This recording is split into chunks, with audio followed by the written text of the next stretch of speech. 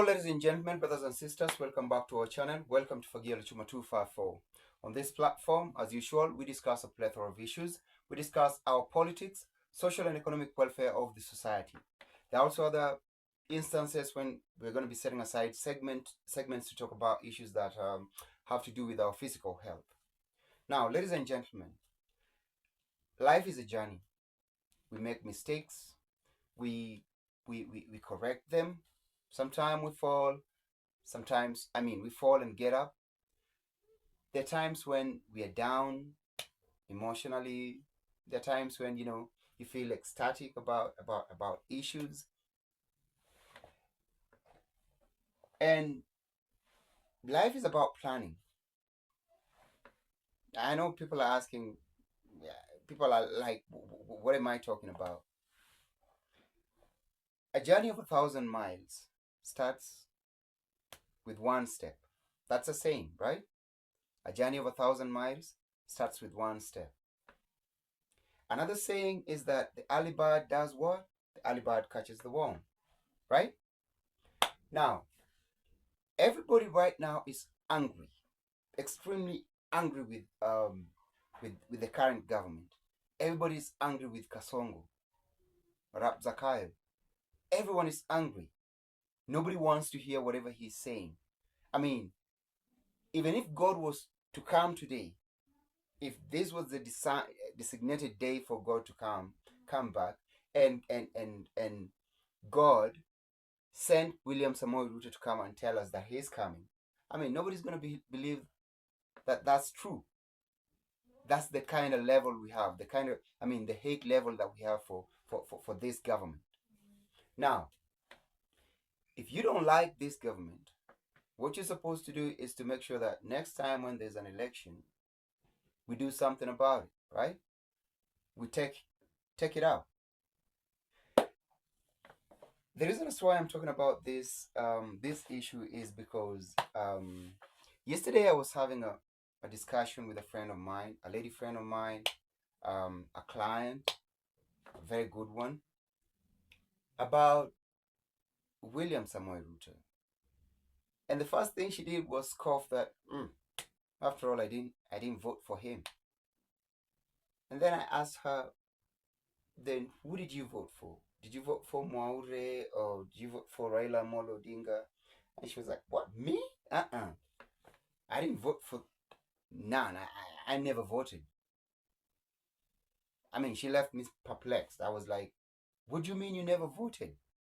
And she said she's never voted. And she's never going to vote.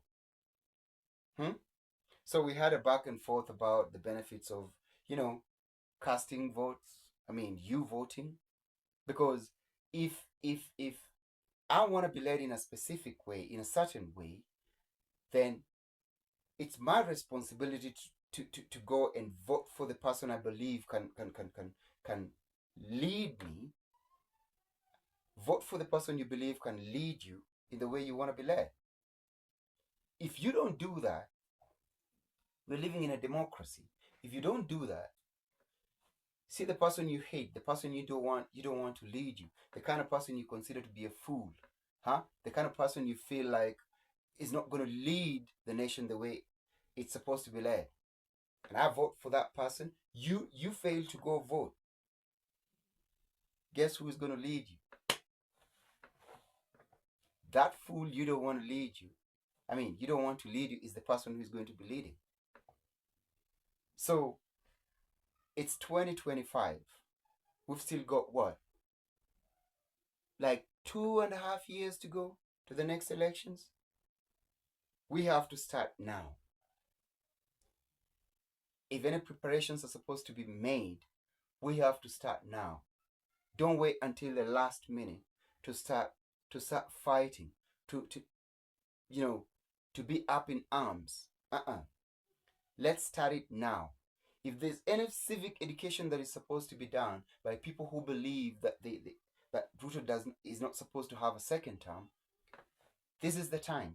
And the first civic education we're supposed to do is to make sure that those people who believe that voting is supposed to be left for a certain clique of people are brought into the basket. Let's get those people. Let's convince them. You've got a friend or a friend of a friend. Talk to them. Let them realize the benefits of fulfilling their civic duty of voting. Everybody's supposed to vote, because if you don't vote, then in a way you're deciding who is going to lead. Maybe you're going to be led by a dog, a cat, an old man, a young inexperienced person, a lady. What do you want? You cannot decide who is going to lead you by not voting. That's why William Ruto is in power right now. Because there are people in Nyanza province, close to 700,000 people from Nyanza province who never felt the need to vote. Close to 2 million people from Central province never voted.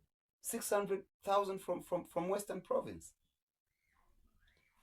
They led to William Ruto being the president.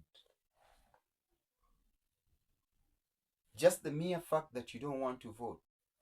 Like somebody who wants to say, well, I don't want to vote, because if I vote and somebody starts leading us in the wrong direction, I'm not going to be blamed. I never voted. Yes, you're not going to be blamed. That's true.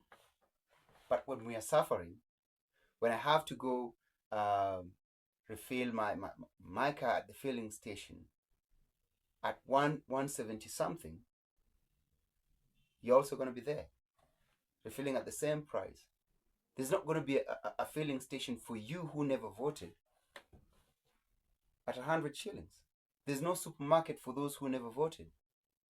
Huh? Those who voted did the wrong thing. Right? The majority of those who voted did the wrong thing. They brought in William Ruto. You never voted. So is life good for you right now? Are you feeling so good just because you're not being blamed that you voted for the person who is doing this stuff? So dear brothers and sisters, and especially the Gen Zs, the youth, when the bell rings,